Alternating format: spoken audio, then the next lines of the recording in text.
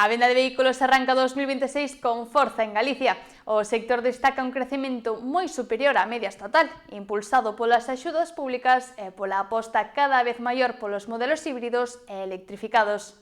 Será agora a autopsia que determine as causas exactas do falecemento e esclareza se a morte se produciu pola indisposición ou como consecuencia da caída.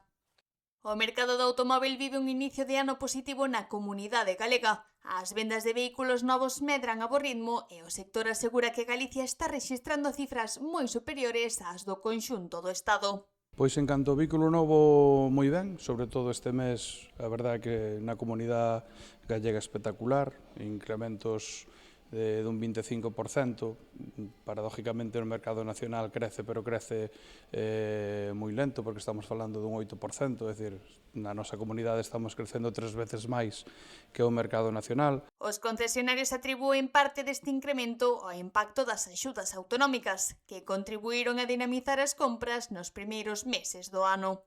No acumulado deste ano, pois tamén se ve ese incremento, pero, bueno, temos que achacalo tamén a que estes últimos meses houve o Plan Renova autonómico e a dinamización das ventas, como sempre decimos, é moi importante e é unha incidencia directa, claro. A tendencia do mercado apunta claramente cara aos vehículos electrificados. Os híbridos son, a día de hoxe, os modelos máis demandados polos consumidores. Non cabe duda que agora o 80% das ventas todo é electrificado.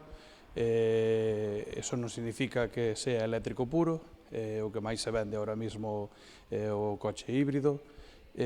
Caeu moito a oferta tamén vehículos de gasolina e diésel, co cual cae a demanda, e xa digo, o 80% das ventas son electrificadas hoxe en día. Dende o sector explican que tanto as marcas como as administracións están orientando o mercado cara á mobilidade sostible, favorecendo os modelos ecolóxicos. Ao fin e ao cabo, como digo, tamén é que a oferta está dirixida nese sentido.